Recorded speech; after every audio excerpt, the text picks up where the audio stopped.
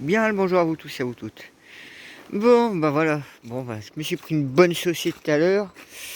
Là, j'ai préparé un coin, donc je suis en train de réfléchir.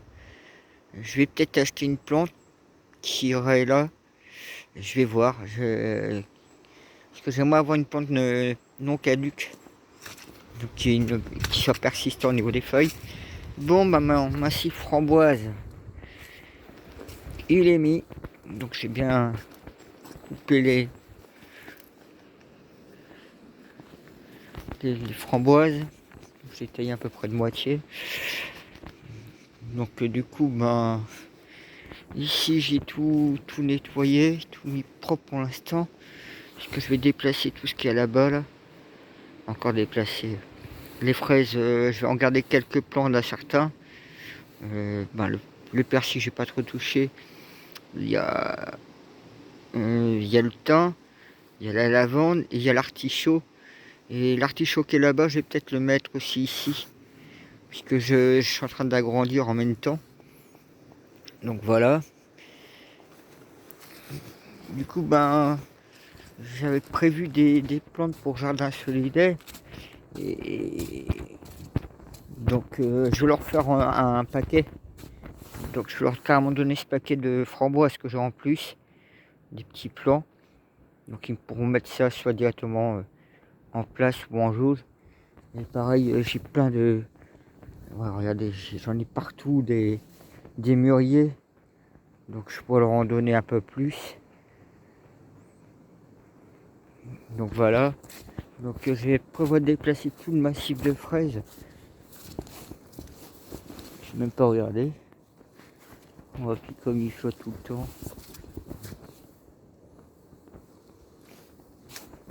Donc voilà. Euh, allez. Il arrêterait de flotter autant qu'il fasse, mais bon. Et tiens, je vous montre les pains maritimes que j'ai en réserve. Je pense que vous comprenez que là, vous voyez, il est quasiment presque aussi grand que moi celui-là. Donc voilà ce que j'ai prévu. Une fois que l'affaire sera réglée, je vais mettre cela à l'entrée. Donc j'en ai 3, 4, 5, j'en ai 6. Donc c'est pas des petits ceux-là. Ouais, après à côté, vous voyez, là j'en ai des petits. Je vous dis, hein, j'en ai de la réserve. Donc voilà, comme ça, je vous ai un petit peu montré. Après, au niveau de mon trou d'eau, j'ai pas eu le temps de nettoyer. Mais vous voyez, j'ai déjà de l'eau. Lui, le millepertuis, il va dégager de là. Donc, ah tiens, je pourrais le mettre là-bas. Parce qu'en fait, il est là depuis 2 ans. Mais vous voyez, il ne grandit pas, il fait rien de bon. Il survit dans ce coin-là. Donc, je vais peut-être le changer de place. Et lui mettre là-bas, ce sera peut-être beaucoup mieux pour lui. Ouais, je vais faire ça. J'avais pas pensé de le mettre là-bas, mais ça pourrait être une solution. Vu que bon, là j'ai juste tourné un peu la terre. Ouais, vous voyez, hein.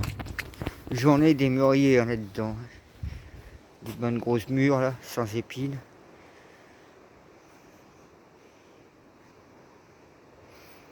Pareil, lui, je vais être obligé de le déplacer. Il faudrait que je le coupe aussi de moitié. Le pêcher, il faut que je le déplace aussi.